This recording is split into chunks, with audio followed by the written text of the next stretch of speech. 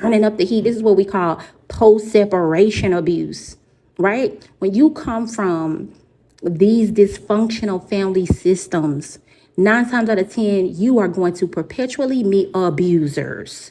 Okay, they are going to mirror your family members because it's a spirit, it's not a person, until you enforce something new.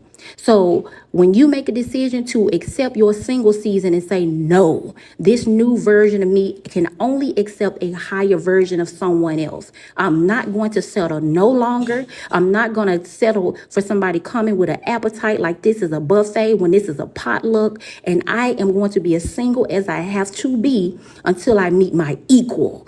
That's what the Bible called equally yoked, right? When the book of Genesis says when two become one, that's the book of Genesis. When you come together, you become one. But until then, you have made a decision to be celibate or to be abstinent or to keep your energy and your essence to yourself. You do not want to let nobody come in and manifest and ride the wave of your life no more and leave you with nothing left. And then if you're lucky by the grace and the mercy of God to build yourself back up, then, here they come again. But some people never got the opportunity to rebuild themselves. They got heartbroken and they lost their mind, and their mind never came back to them. They just didn't have the luxury, or they didn't have the fight like you did. They didn't know how to spiritually fight to go get their mind back. Like, you can always recover from insanity. You can go insane and go recover from it. If you take the time to be in your own essence and energy and allow God to be your counsel and your guide, he can mend your broken heart and he can reform you and restore your mind back to health. But as I said, once you separate and take the L and then build yourself back up again, post-separation abuse will happen with the most malignant narcissistic people. And what you will realize is this narcissistic person is in the same energy as your dysfunctional family system. And it's not the abuser, it's the energy.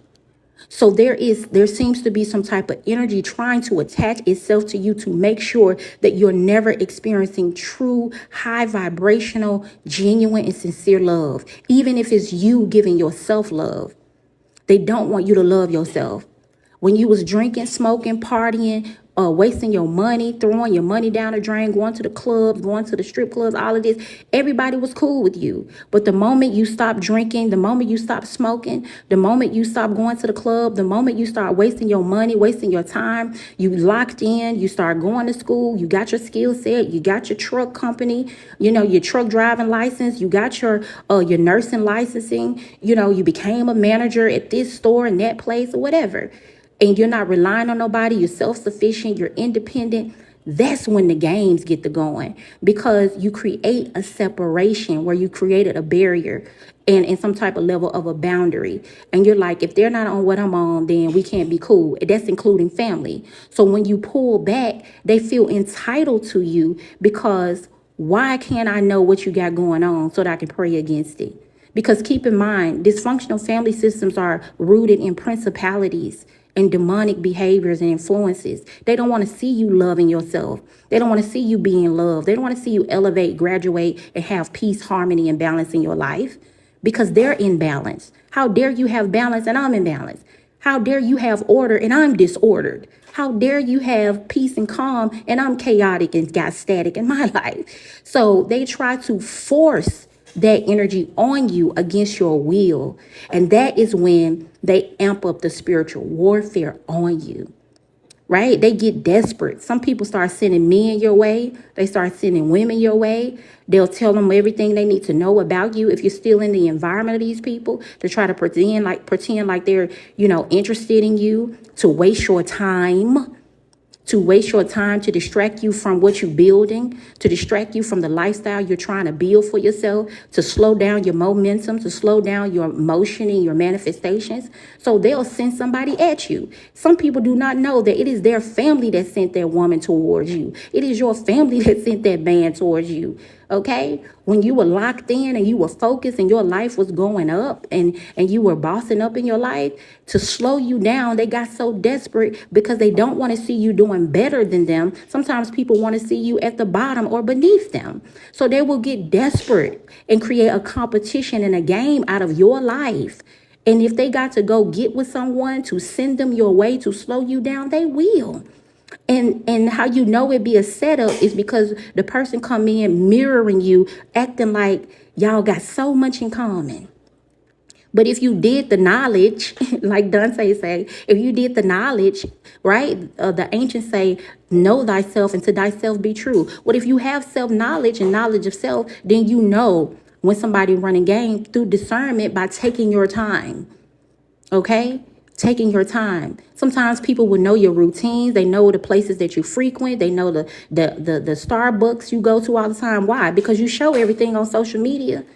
They sit around monitoring you all the time. So you show everything on Facebook. You show everything that you got going on, everything you're interested in, your favorite restaurant, your favorite Starbucks, your favorite grocery store. You show everything. So when you show everything, you allow people to go run a play on your life. They can go behind the scenes and just start running a play and just start orchestrating what moves they gonna make for your life. And they send somebody your way. The easiest way to infiltrate somebody's destiny and purpose and the trajectory of their life is to send a fake lover their way. And I know for some people that sounds so crazy, but it is not. Look at what they did with Delilah. Sent that woman to that man to come spy in his life, to find his strength, to dismantle his life, to uproot his life, and to change and alter his destiny forever. So if they have to slow you down by sending someone towards you, they will.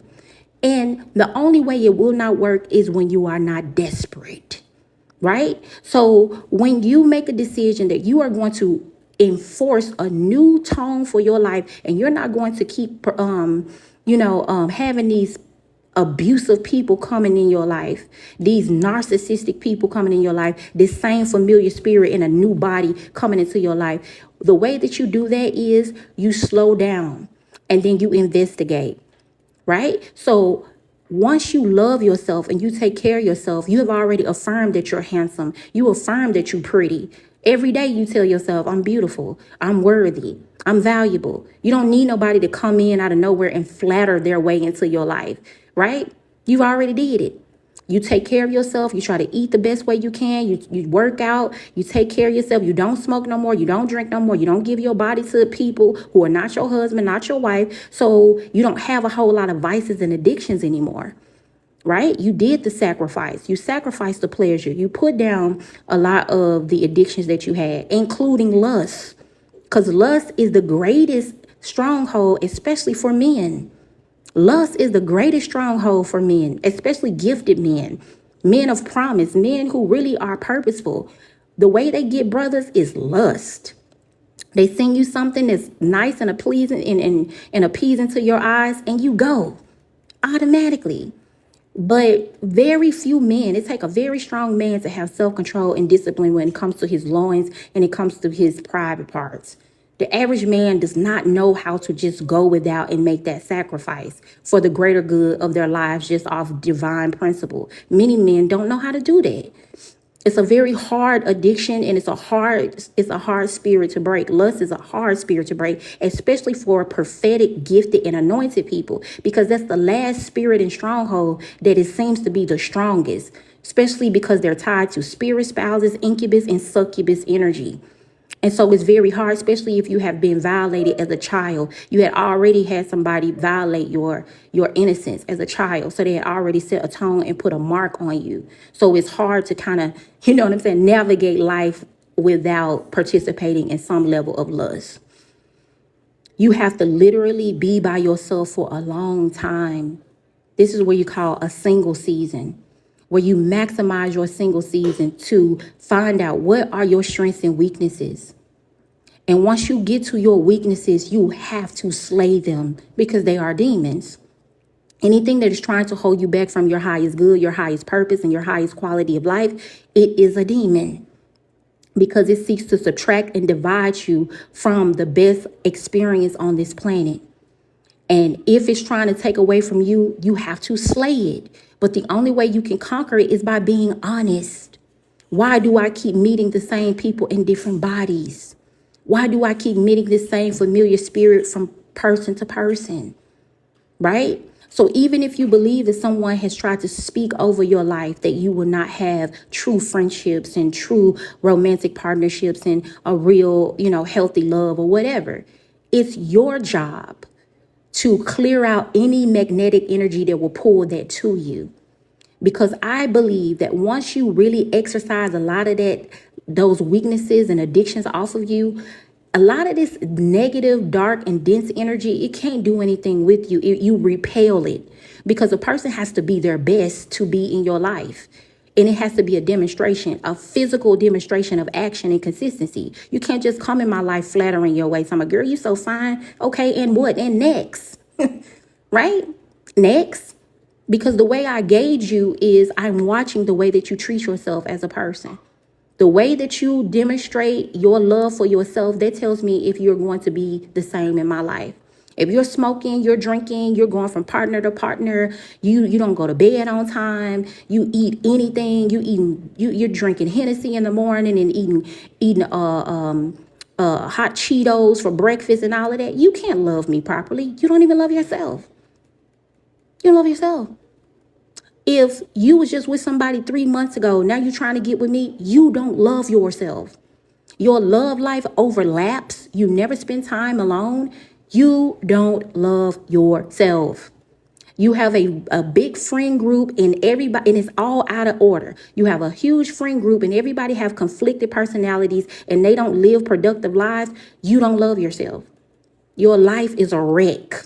I don't care how much money you got. I don't care who you know. I don't care what status or job you think you have. You do not love yourself because you don't participate actively for your highest good.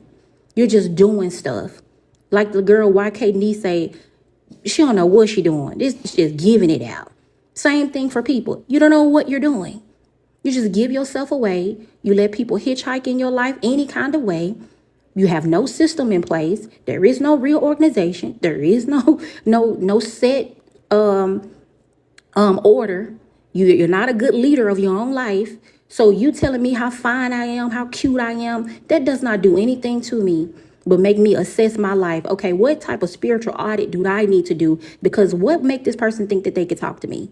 Because it's not my looks, it's my mindset. It's my mindset. And your mindset has to be, your lifestyle and the way that you demonstrate through action has to be a reflection of your mindset. It's a spoken action. Words don't even have to be said when you live a certain lifestyle. I can just see it. But you cannot love me if you don't love yourself. And so you can vet a person just by watching what they do. You don't have to listen to the words they say, and you ain't got to be looking all in their eyes and batting your eyelashes and all of that. You need to vet people. If you are tired of dysfunctional love cycles, narcissistic friendships, narcissistic romantic partnerships, in and out of broken relationships, abuse cycles, and you know that you are high quality, but you keep going through the same thing, you need to slow down, enjoy your own company, learn yourself, minimize your shortcomings, overcome your own addictions, and only date that which is a reflection of you. Period.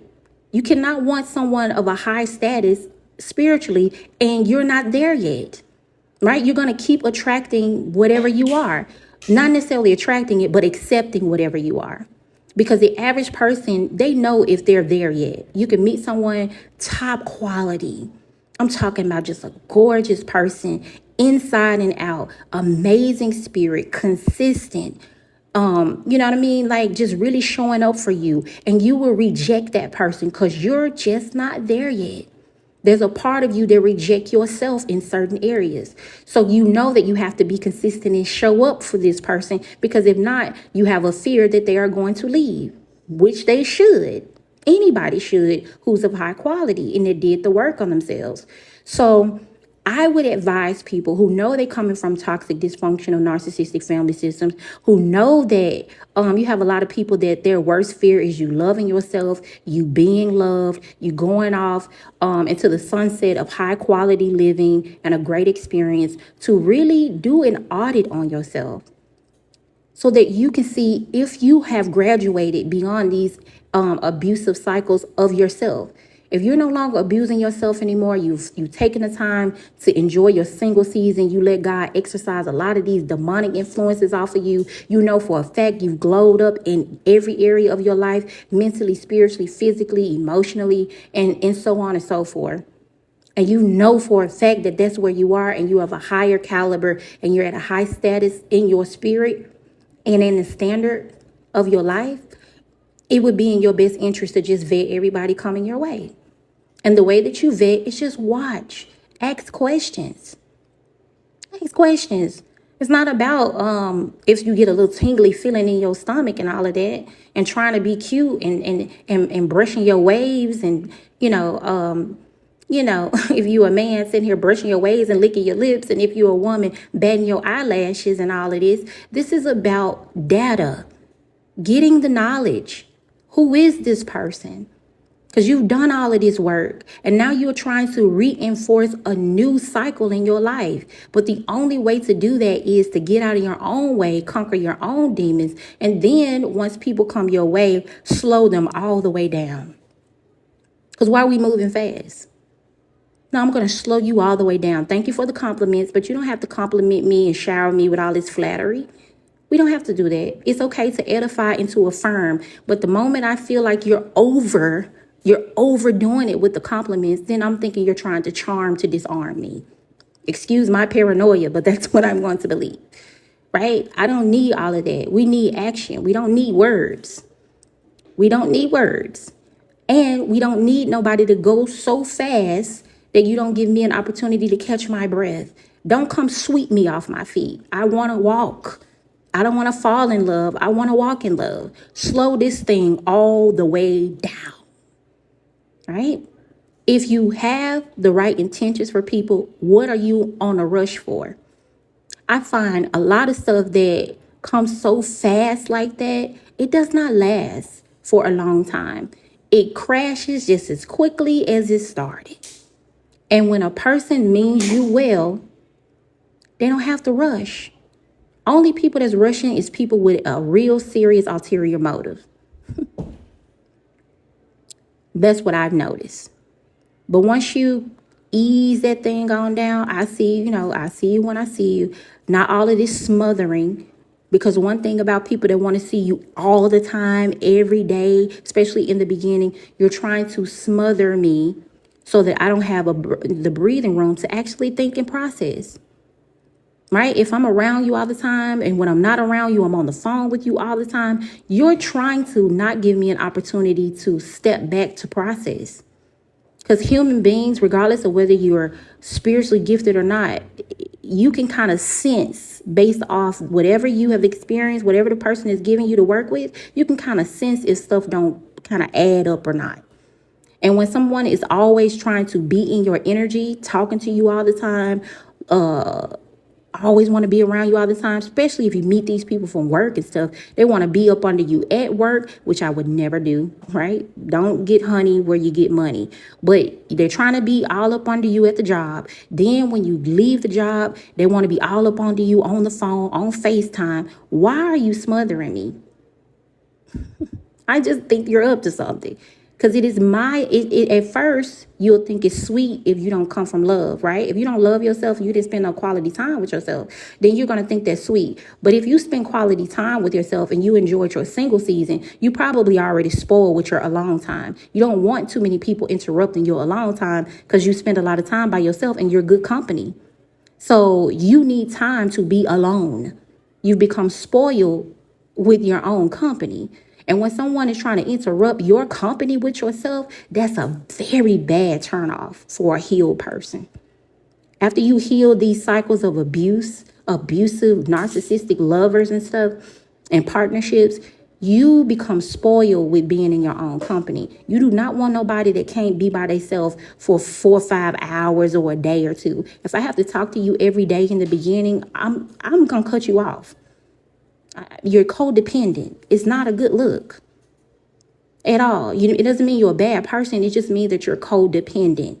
You're trying to, maybe you like my energy. Maybe you think I'm positive. Maybe I put a battery in your bag. Maybe I'm inspirational or something. But you cannot rely on my energy to get you up and give you a pep in your step in life, because I'm not going to rely on yours. So you have these people, after you've healed these abusive cycles and been by yourself for a long time, you'll start meeting these people and you can filter through right away. Like the little pop the balloon stuff. That's how you start treating your life. You hear something that's not incompatible with you. It's not in alignment with what you got going on. Pop the balloon and go on about your business. You shouldn't have to get in a deep relationship with someone to get abused, to go through another healing cycle to get your lesson. Once you heal and you conquer certain addictions and weaknesses within yourself, you should not have to keep going through all these narcissistic cycles with all of these people and then hit rock bottom to build yourself back up. Get with somebody else, hit rock bottom, got to keep building. Do you know that time runs out? You're not going to be youthful forever. You're not going to have that bounce back forever. Time will run out on your ass. Because if you wasting your time with these people, you're wasting your life. Time is life. You're wasting seasons of your life, eating it up because of desperation. Find out what your weaknesses are after you come out of these narcissistic family systems so you can break these cycles, including perpetual abusive love cycles. Find out what your vices are, your addictions are, your voids are, and try to conquer them.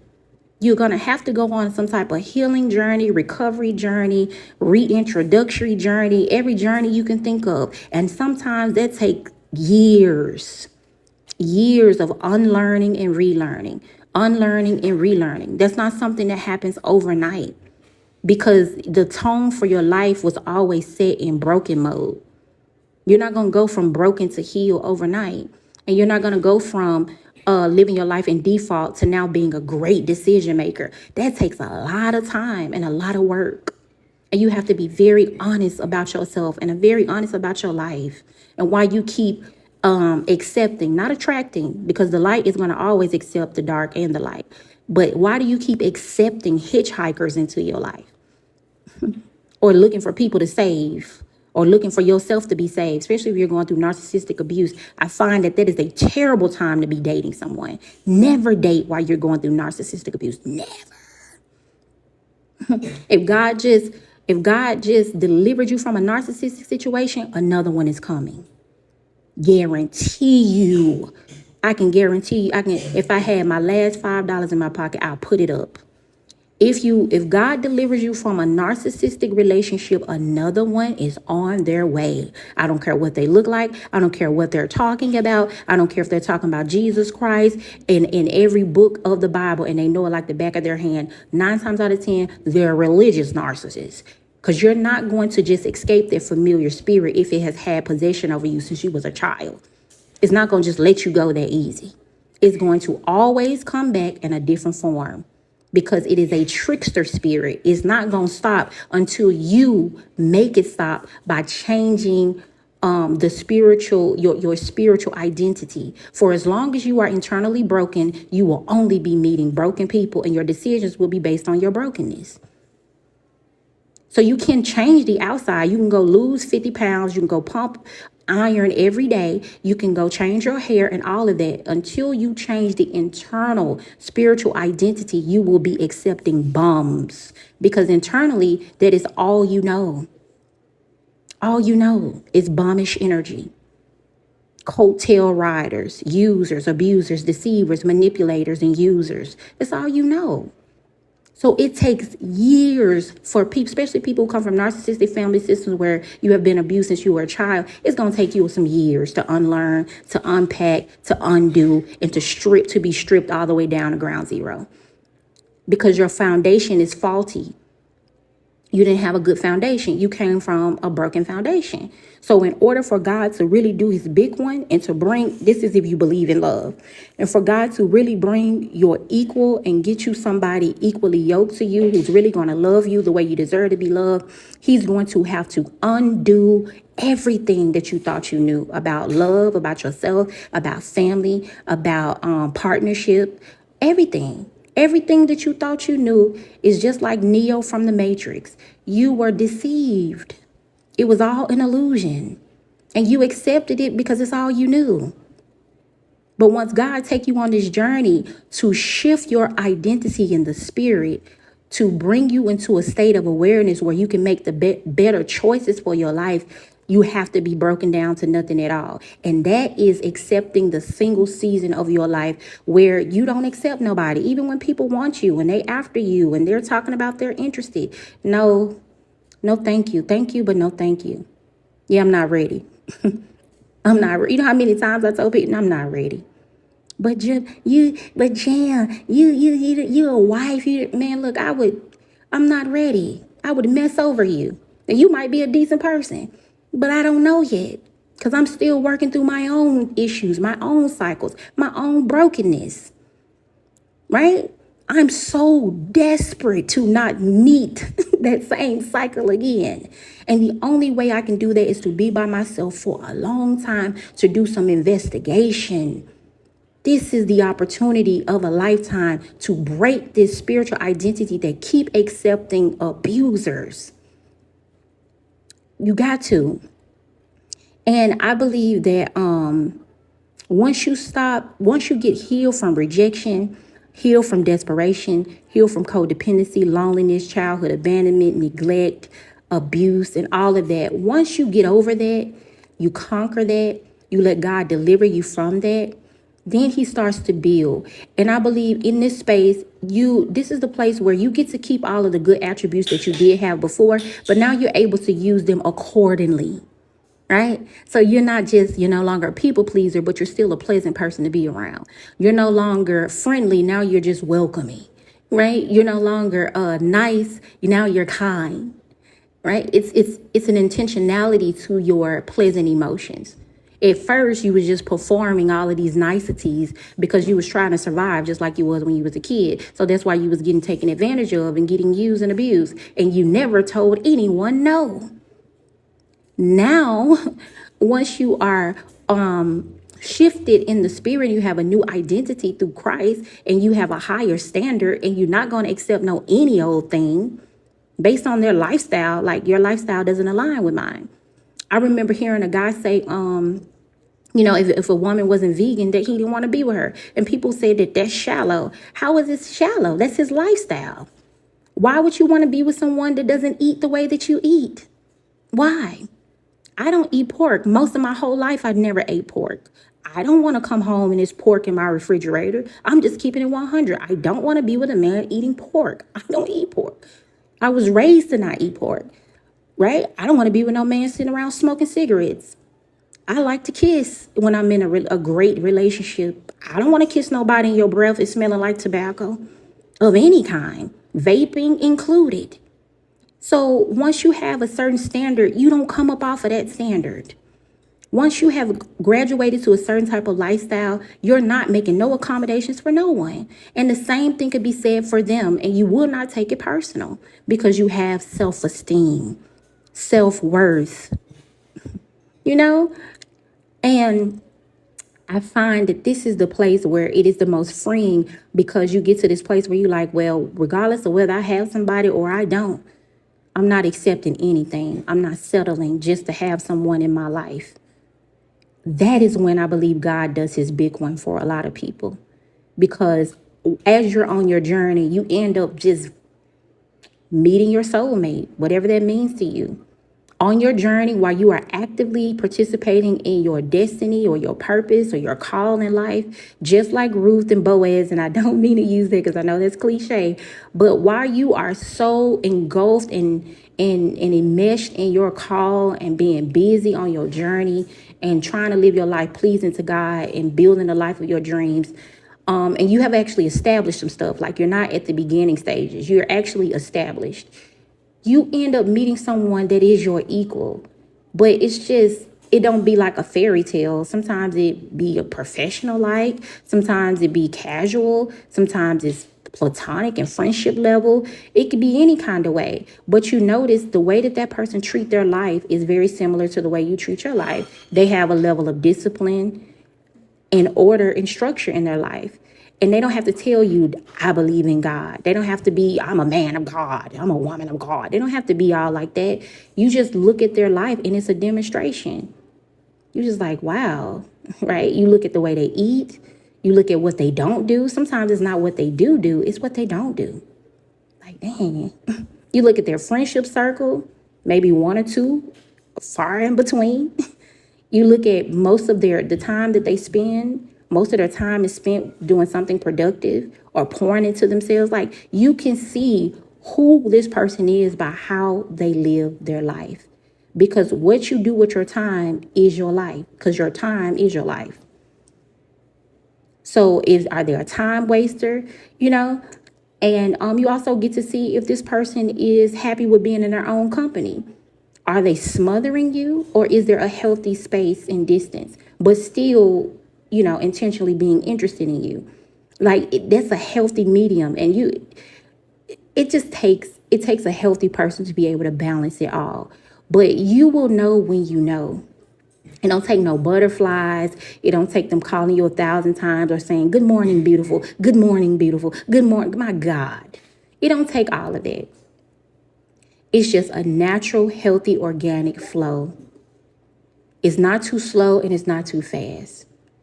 And when you do talk about God, because I believe that any healthy relationship, God is in the midst of that relationship as you're building that foundation. When you do, it's a natural, organic, like conversations about God. It's not no over the top, but then it's not underwhelming either, right? The person is on fire for God. God is presently in that person's life, but they're not overdoing it or underdoing it.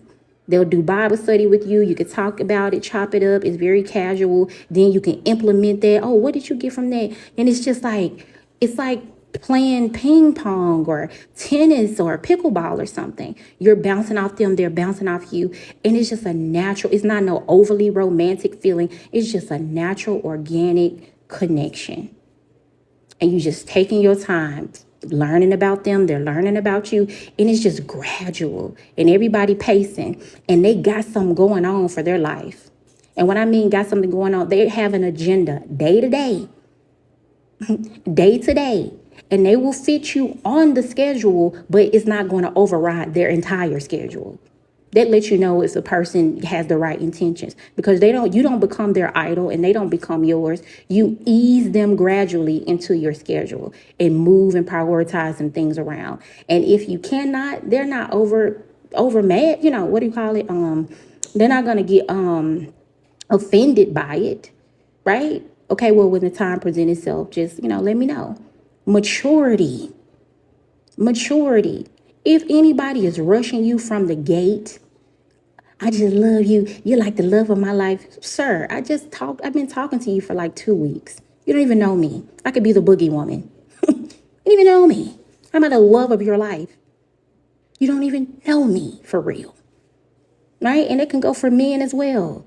I've always wanted a man like you. I don't know. It's just something about you. All of this fairy tale mess. Please stop performing. Who sent you? Okay? Slow this train all the way down.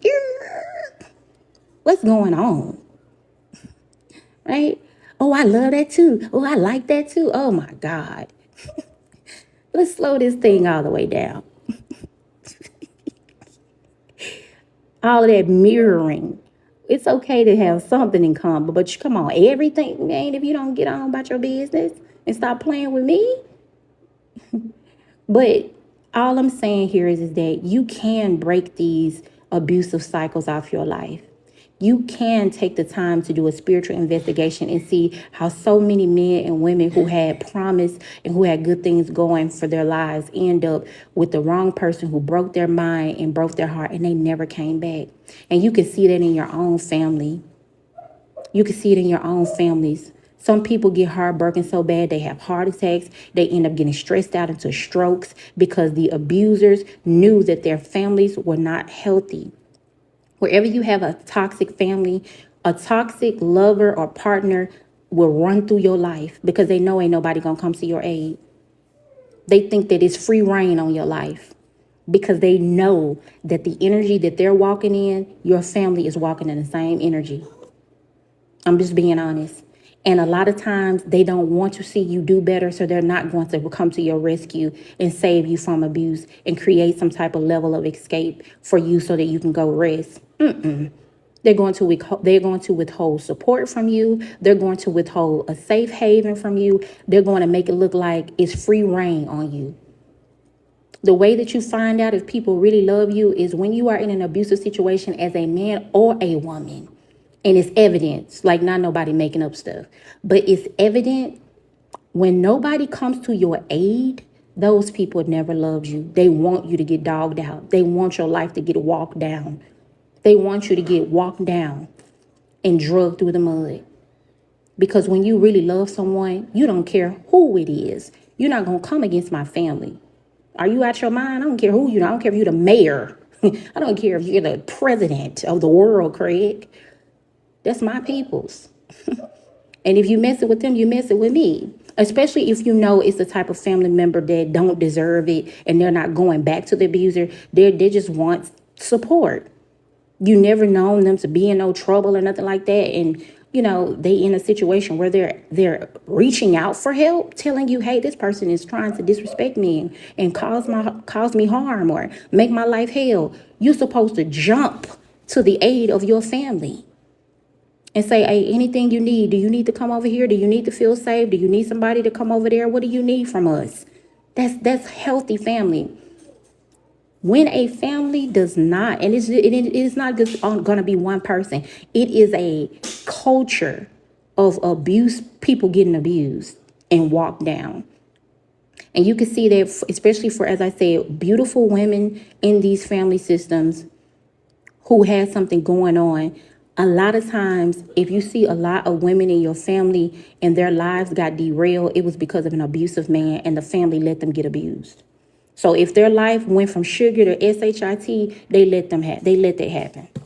They knew those women were getting abused and they didn't come through and interfere at all. They did that on purpose because they wanted to see those women's lives go down. Because in essence, it's a secret competition, especially for some of the older women. When they don't say nothing, and you gonna let your niece get abused, you're gonna let your sister get abused, you're gonna let your daughter get abused, you're not gonna interfere. As a matter of fact, you're gonna side with an abuser over your people. That's treason. That's treason. I don't care who it is, you're not gonna overrule my daughter, bro. I promise you that. And you can have a whole lot of people with you. You can have connections out the wazoo. That's my child.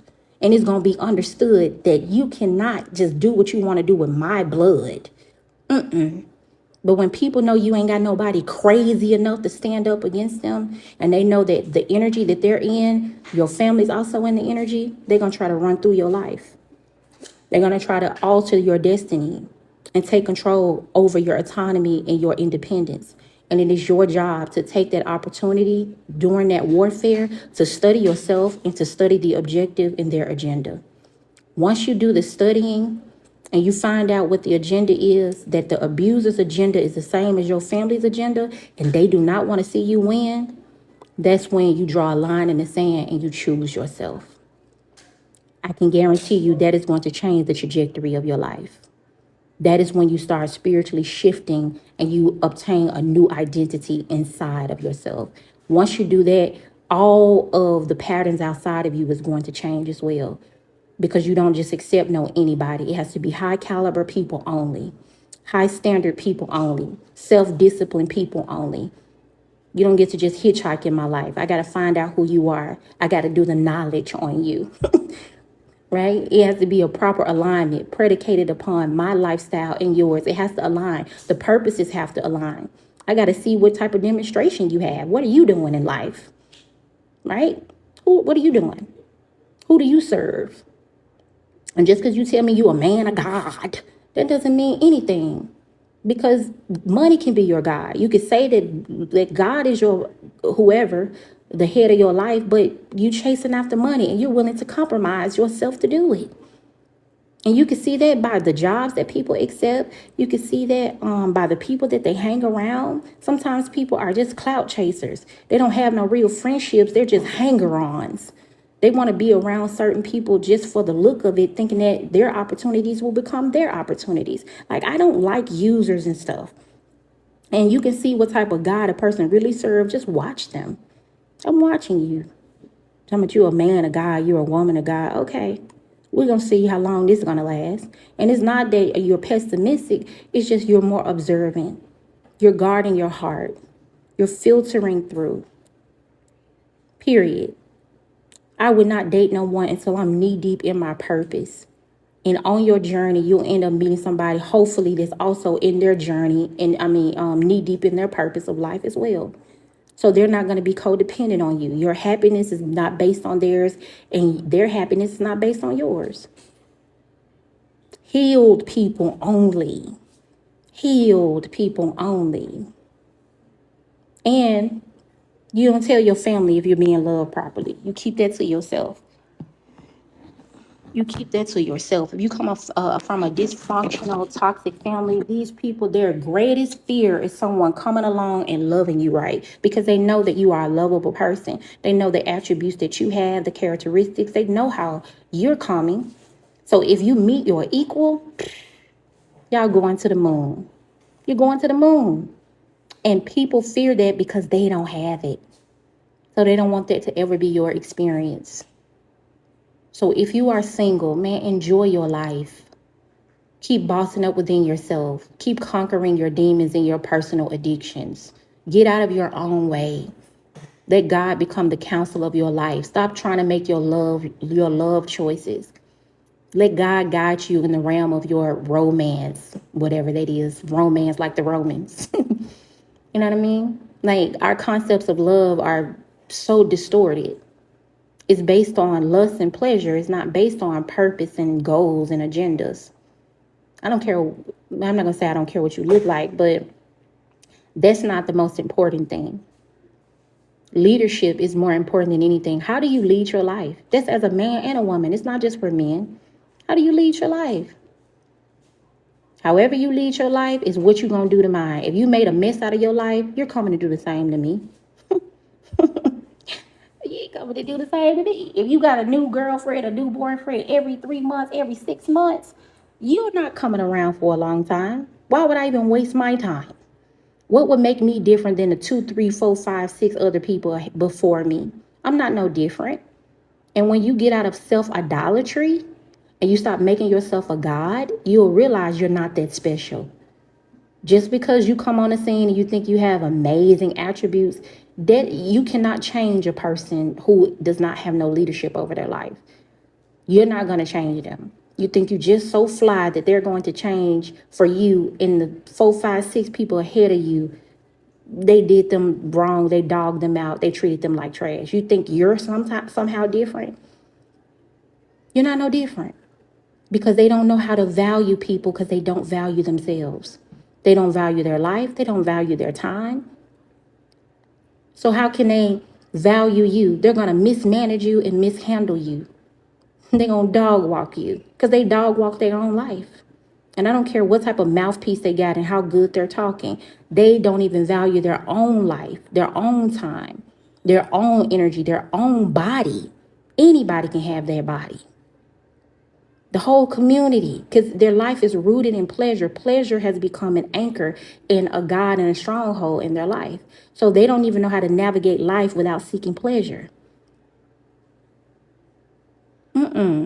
If you can't go without food 3, 4 days, and you talking about you want to be with somebody, I'm talking about somebody on a healing journey.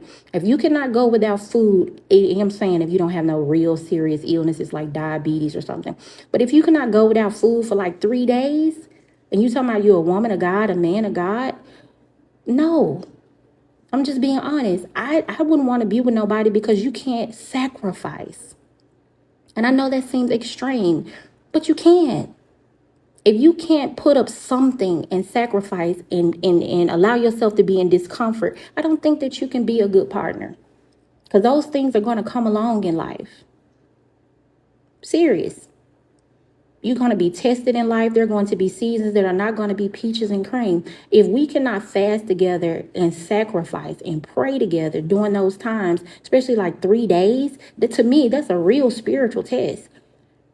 If I say, hey, I don't know where you are in your spiritual walk, but I'm considering a fast. Would you like to go on this 3-day water fast with me?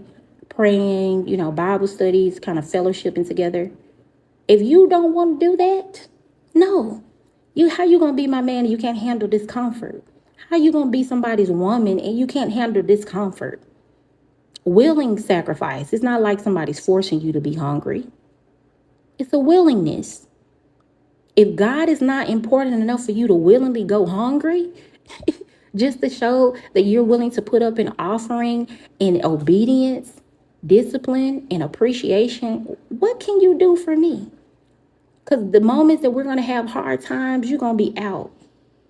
The moments we have any type of hard times, you're not going to be able to navigate those seasons of life because it brings discomfort and some level of inconvenience. There's no way that you can have no long-lasting marriage or healthy relationship with anyone where there's longevity if they can't handle discomfort and inconveniences in life. Period. So you could ask that right from the beginning, that first month of getting to know somebody. Hey, you say that you're a Christian, you say you believe in God and everything like that. Have you ever done a fast? Very casually. You ever fasted? What you mean fast? Like intermittent fasting? No, have you ever gone without food for a whole day or 2 or 3? No. Oh, would you be willing? I'm considering a fast here, in the next couple of days or a week or whatever. Would you be willing to go on one with me? I don't know if I could do it. Or do you have a medical issue? Or is there some type of health restrictions? I don't know. What you say, Mansfield? Walk the word with me, okay?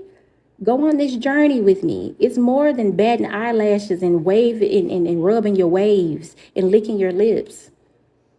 This is work, right? In order for us to have a high quality experience, we have to be willing to do the work. These things you don't get just fruits without labor. You have to be willing to labor in the spirit and in the physical. So how can you be aligned? How can two be in agreement if we don't live the same lifestyle? And it's not nothing personal and it's no hard feelings, but we're just not in alignment. And that's going to save you a whole lot of heartache. It's going to save you a whole lot of heartache, heartbreak, and derailment. You're going to save your whole life by filtering through. And the way you do that is to put that lust down. Put that lust down. Because I promise I don't care how tall you are and all of that. That's nice. That's okay. That's a cherry on top or not. But your discipline, your leadership over yourself, the way you're living your life, how you're treating yourself, how you're investing in yourself, your time, your day-to-day agenda, all of those things matter. Once you are healed, you never want to go back. And you become like Paul. Man, if I end up having to be single for the rest of my life, I'm fine with that until I meet my equal or something better than me. I want something equal or better. God, I want your best. But before you can get to that best, what do you have to offer? Who are you? What do you have to offer yourself, let alone somebody else? Because God ain't going to send you his best and you're out of alignment and you out of order. And your life is still kind of low-key sloppy. And that goes for us, period. And in general, there are some areas of our lives where we're still trying to conquer some things. And until you conquer them, it would be in your best interest to not date nobody. Don't date no one. I'm being real. If you don't want to keep attracting and accepting these narcissistic people and these abusive people in your life who will come through your life and they will see that you are a big deal and they will get in your energy, siphon your energy, manifest a better lifestyle through your energy, drain you, and leave you broken, abused, and confused. If you don't want to keep meeting these people, conquer yourself. Enjoy your single season.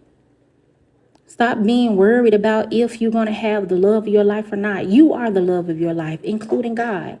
When God came and saved you and rescued you out of these toxic situations that was out to kill, steal, and destroy, he decided to display love over your life, agape love. There is no greater love than God's love. So it's already been demonstrated to you, the highest form of love. And then you double down and showed yourself love. What more do you want, Shayla? Shayla, what more do you want from him? He showed you the greatest love. The Bible says, seek ye first the kingdom of God and his righteousness, and all things will be added unto you. Well, that type of expression of, I guess, romantic love or partnership or marriage and all of this type of stuff, unions or whatever, that's just an add-on. It's not like you're going to pass out without it. So if you've gone through years of being single, practicing abstinence, and I really do mean like abstaining, that means that you don't even do no self-pleasure. Shout out to you. God bless you. That's a real conquer. That's a real surrender. I mean that because many of us are still trying to overcome that. I believe that once you can conquer lust, for real, like as a man and a woman, once you can conquer lust, and you can be disciplined in that area. And anytime you feel that trying to bubble up in you, you counsel it and render it null and void and command the spirit of lust to leave. And you do that at will. Man, I'm telling you, these demons can't do nothing with you. These abusers ain't coming your way. Because what can they use to entice you? Abuse cycles need permission through enticing and temptation. You can't tempt me if I feel fulfilled and I'm satisfied within myself. What can you use to lure me to you, to entice me and enchant me? Because every abuser to me is nothing but a witch or a warlock. They come to manipulate, to deceive, and to use. So my whole thing is, if you overcome temptation and you can overcome enticement, you can overcome somebody trying to come and seduce you. Whether it be using money to dangle it like a carrot in your face, their bodies to dangle it, their connections and who they know to dangle it. Whatever they're trying to use to enchant and entice you, you have enough control to say, no, I'm good. I'm good. I'm okay. I can live without it. I've been living this long without it. And if it be the will of God for my life to have it, I'll get it the right way.